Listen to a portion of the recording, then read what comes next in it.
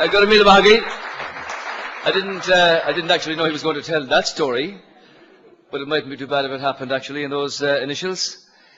Sean said he came here in the 80s. I think I first toddled down the Silver Strand in Mallinbeg in the 50s, and I've been coming to Donegal on a pretty regular and irregular basis ever since. I suppose before I start this, I should say I remember the day very well in Castlebar, and the late C.J. Haughey was actually brought into the world by my grandaunt, who was a midwife. She also delivered the late Micheál O'Moran and the late Joe Lenihan, who described her subsequently as a freelance midwife. Said she had a bicycle, a brown leather bag, and a scissors. And in the words of Shakespeare and later C.J. Haughey, she too did the state some service. So, I think that Martin Murphy would make a great candidate for Donegal.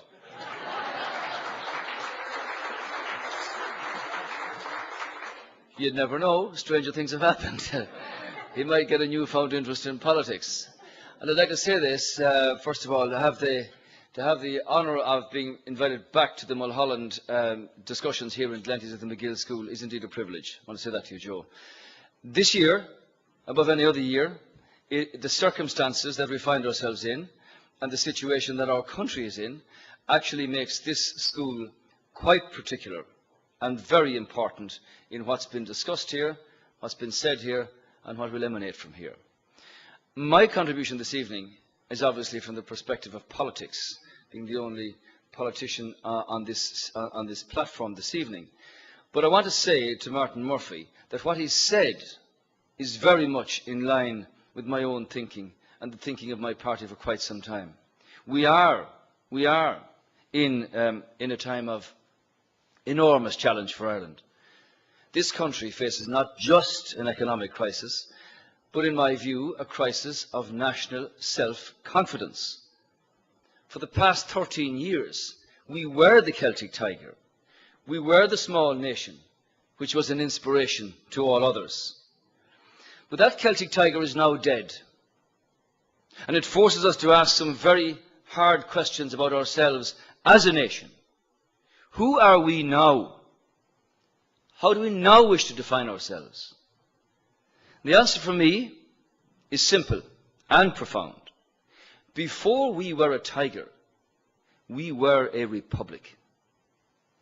Now, 60 years ago, John A. Costello announced the declaration of Ireland being a republic, which was one of the great signal moments in this party's particular political history. 60 years on, we need to reinvent and reinvigorate that republic. We need once again to put, as they say, res publica, things of the people, at the heart of government.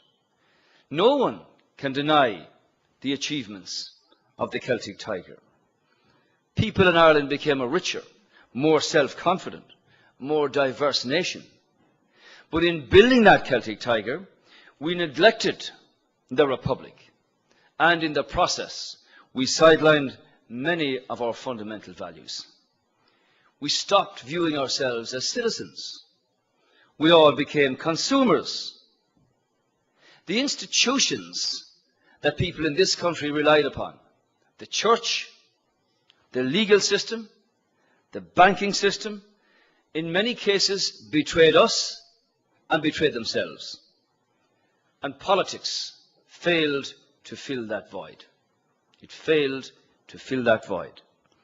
Instead, we created a huge gap between the government and the governed, between those on the inside and those on the outside. Much has been written about the cosy cartels, about the crony government, about the golden circles, about the cosy capitalism. All of these descriptions are merely different ways of explaining the same thing. And the same thing was the abduction of this republic by vested interests. A recent newspaper article put this very well. It said, in Ireland, we have an elite governing for a clique. if the man and woman in the street, in Glenties or anywhere else, are cynical about politicians and about politics, they have every right to be. Because for the last decade, this country was run for the benefit of the few rather than for the benefit of the many. This cannot be allowed to continue, and this will not be allowed to continue. In my view,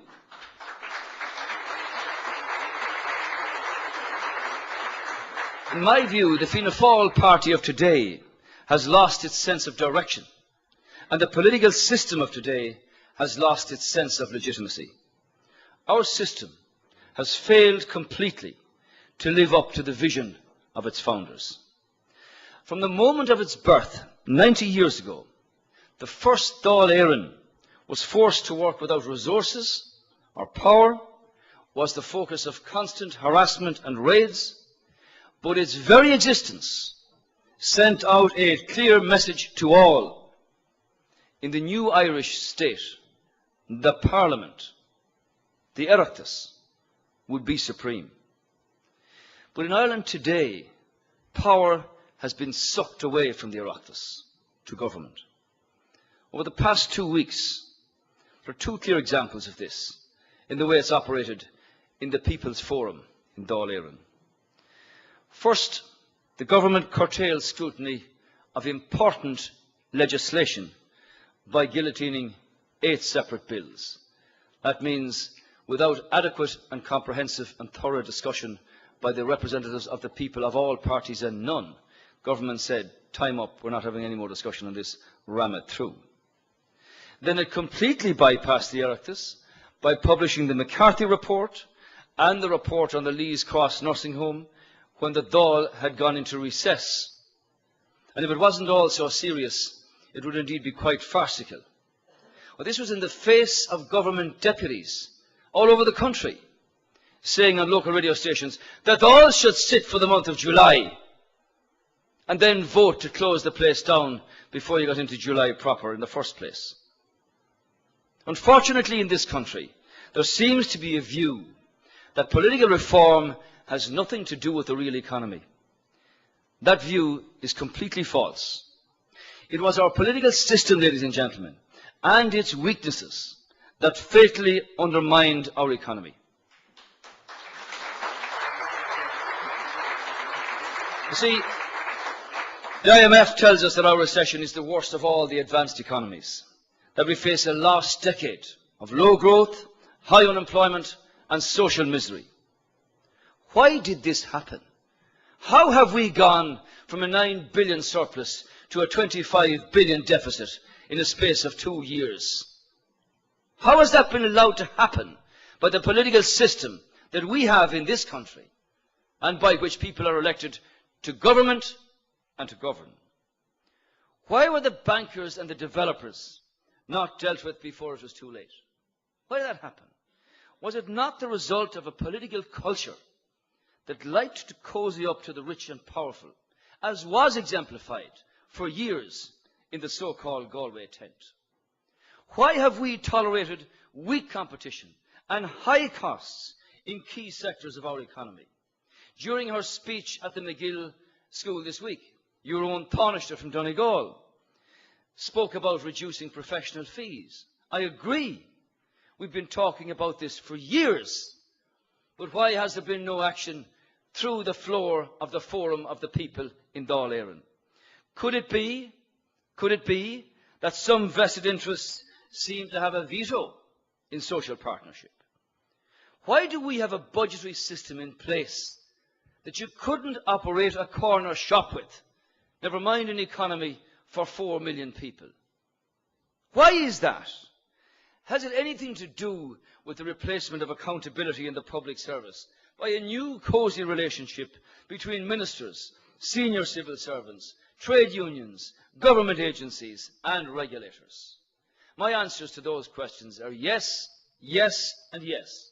And that's why your money was wasted on useless voting machines or on P-power systems that are unworkable and so many other debacles. That's why they happened. And then we have the horrors of the Ryan report. Horrors that our political system either ignored or to our eternal shame facilitated? How I ask you, can any self-respecting political system allow systematic abuse of our children for decades?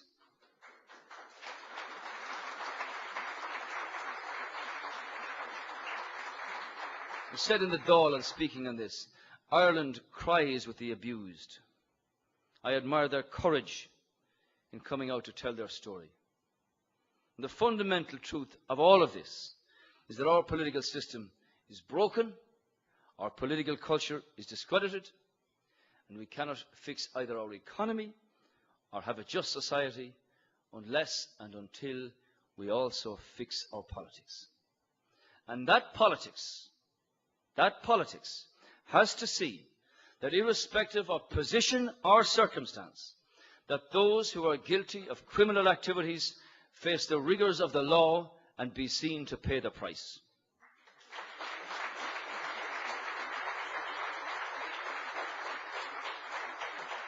Now, for the public, you know, political reform tends to mean reducing the number of TDs.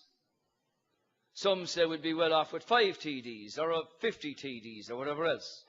I support the concept of reducing the scale of the Oireachtas. You have to resource your public representatives to serve the people who elect them. People are rightly outraged at politicians asking for sacrifices while exempting themselves from major cuts. That's why I favour a reduction in the number of TDs.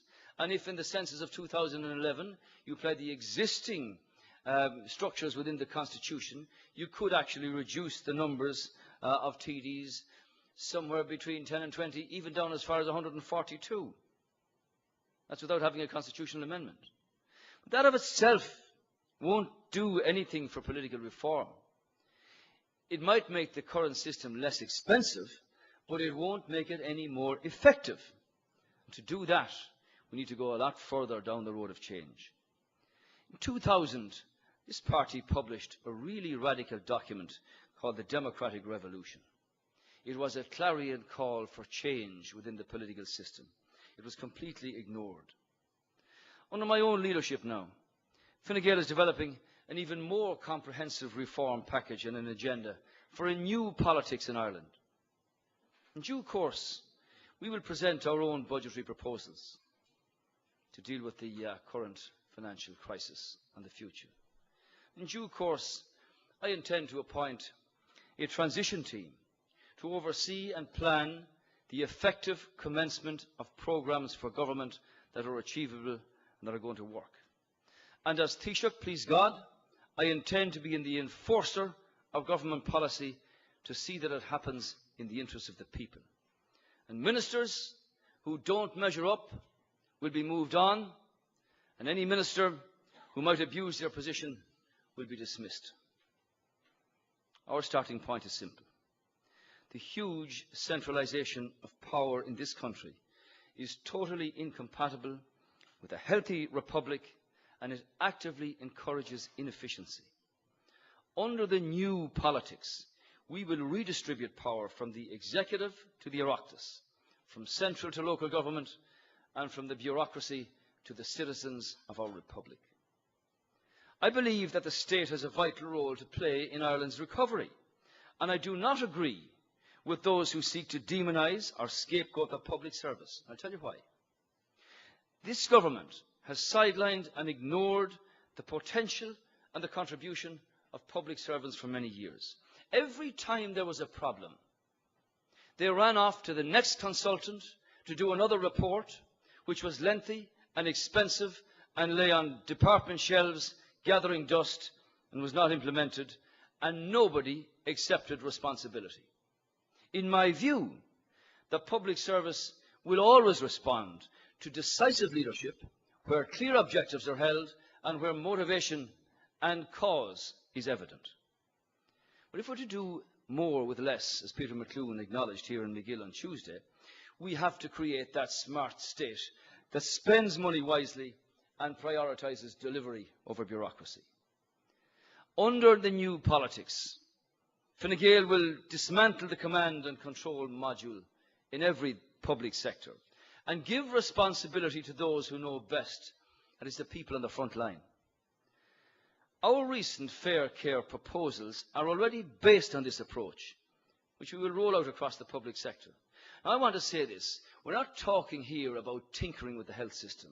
We are talking about turning it on its head, about revolutionizing the way we spend money, about revolutionizing the impact of that money, where the patient is central, where efficiencies are built into the system, where delivery is managed, and where those efficiencies are then spent on recruiting further frontline staff like doctors, nurses, physios, and so on. It's not mythical, it's not fantasy, it's not theoretical. It works for 16 million in the Netherlands, and it can work here in Ireland for our 4.2 million. We're spending 16,000 million of your money for a health system that is supposed to be world class, but that does not live up to that standard. There are brilliant people in areas of the HSE, but it just doesn't measure up in terms of the reform. I've made the point that in the area of the acute care system, there are actually 83 different bodies and agencies dealing with it. 83. Many of them duplicate and triplicate the work of each other. This just cannot go on, and it's for that reason that I talk about the big revolution that we need to make in reform, where you don't just tinker with the edges, you actually completely change the way we've done things and the way that it can operate as best practice in other countries. The need for fundamental reform has been amply demonstrated by McCarthy this week. This is a damning indictment of the way the government have run the country for the last decade. Because in one swoop, McCarthy's report has sidelined hundreds of consultants' reports that lie on department shelves, unimplemented, and for which you paid. And the sheer volume of recommendations in there, many of which came from public servants themselves, points to a complete failure of management and direction by the government. I accept that some very hard decisions have to be made. And I'm oftentimes accused of always giving out to Brian Cowan and always giving out about the government. But you know, it's 7 years since down in Killarney, I said, if you're going to pay benchmarking, make sure that you get efficiencies in return. That didn't happen. It's now costing $2 billion a year. Last year I said, you know, you're not going to be able to pay the national wage agreement in the situation that we find ourselves. In November I said you need a recapitalisation programme for the banks because small businesses are losing jobs by the week. Then said you're going to have to wind up and take over Anglo-Irish and wind it down. And now then you're going to have a new budget. All of these things were rejected, but they happened. So we talk about hard choices and about support for the country. It's been there in leaps and bounds from this party in terms of job creation, job protection, and schemes that the government can take in the morning, or at least give us a considered response to proposals. I accept that numbers in the public service will have to decline. I'm concerned, I have to say, about the whole emphasis on proposals to cut social welfare. My belief is that the social welfare register, the live register, the best way of dealing with that is to create jobs, create incentives to protect jobs, invest in job creation, put the people back to work. You heard Martin Murphy here this evening, the chief executive of a major international corporation in this country, speaking about potential. We have hundreds of entrepreneurs out there who are quite willing to move into that space, but politics and government and governance has to give that wallpaper, that environment, that atmosphere where that kind of flair and creativity can flourish. That's the way you deal with your social welfare problem. Put the people back to work. And while Colin McCarthy is a valuable contribution, it is a valuable contribution, I think we have to be very careful here about saying that this is not the only agenda in town. I've asked all my own front benchers to come up with their proposals, and there are others. There are areas that McCarthy hasn't touched on. It is a comprehensive list, but it is not the only agenda, as I say. The McCarthy report, or elements of it, will prove useless if it's not accompanied by the job stimulus package that I'm talking about. We produced, for instance, a proposal for an economic recovery action plan, 11 billion of an investment from Europe and from the National Pension Reserve Fund, which would create, for starters, 100,000 jobs in clean water, broadband, technology, renewable energy, all of these areas.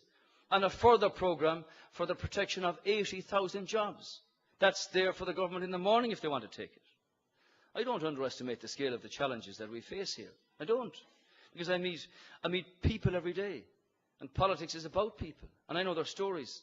And I know the concern and the anxiety and the deep-rooted anger that's out there at the way this country was allowed to drift and the way that the political system allowed that to drift.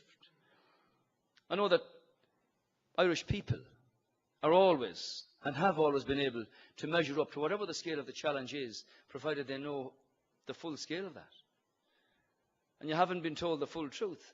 And I'd like to see all of the evidence given to by every State Department to McCarthy. I'd like to see all of that so that we can see on that basis and on what comes from the Commission of Taxation and from our own estimate as to how best we can move forward. I believe that it is critical that when we look at what's happening in the international scene, that we continue to be central, to play the central part we've always played in the building of the European Union process. And I hope that when we ask the people in October to support Lisbon, that they will do that in that referendum.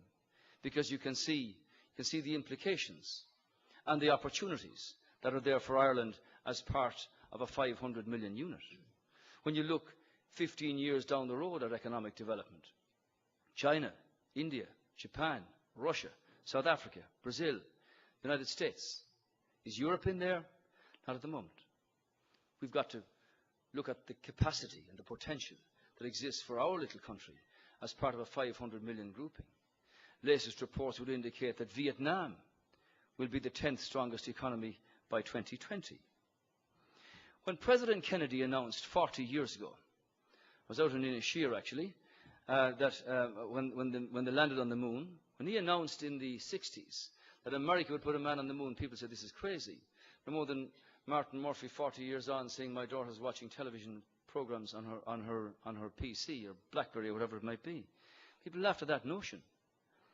So my vision for this country, and this has got to be built through a combination of all of these factors, but central to it is the political pillar and the environment that politics can create and the trust that it's got to build with the people of the country about where we want to be in 3 years, 5 years, 20 years. This is the point I made earlier today. The children starting primary school in September will be carrying this country in 25 years' time. We've got to get that right. I agree fully with you, Martin. The Department of Education is absolutely fundamental to the future of every person in this country. So what's my vision for my country? I want to see full employment. I want to see stable public finances. We had this before. I had it before. We can do it again. I want an Ireland where we can export energy, including electricity, and I know that Pádraig McManus is here, and create tens of thousands of jobs in low-carbon, high-tech economy. Our own economic recovery action plan points the way towards that. I want a health system where the two-tier system is abolished, where the patient is central, where money follows the patient, where hospital wards and operating theatres are seen as a resource, and patients are seen as a resource, and not an obstacle to closing the place down. I want an education system that meets the requirements of the future, where our young people can be equipped and develop and win the challenges of the new industries of the 21st century. We do not know now what developments are going to come from genetics, or robotics, or the internet, or nanotechnology in the next 10, 15 years, but we must be ready. I want a new politics that will work for all the people, that will create that transformation of a vigorous public sector, where the people in the front line are in charge, where they are accountable in their responsibilities and not dictated to by some central department. I want ministers in the next government to answer questions on the floor of the Dáil on behalf of the people and not hive them off to some agency where nobody seems to care because nobody has a sense of responsibility or accountability to the people. That's the republic that I stand for. I want our country to continue to be an information society as we always were. For the last 2,000 years, we sent out teachers and missionaries to inform other peoples in other countries. I want to see our young people able to ride the waves of change that are beginning out there now on that global ocean, to master those changes and to direct them towards Ireland's way and for our people's benefit. I want this country to be up there with the very best, nimble, smart, flexible, able to adapt and change according to the circumstances. That potential is all there, but it has to be given the opportunity to flourish. And in my view, it cannot happen under a government removed from reality and exhausted by its own inability to cope with the consequences of its own mismanagement. But most of all, I want to live in a country which is a republic in reality and not just in name, where the young and the vulnerable are protected, where the aged and the venerable are respected, and where able bodies and agile minds can continue to develop this nation's potential. These goals, ladies and gentlemen, are all achievable, but they require the kind of sustained effort and imagination that allowed the United States to put a man on the moon. They require all our maximum efforts to achieve our clear objectives.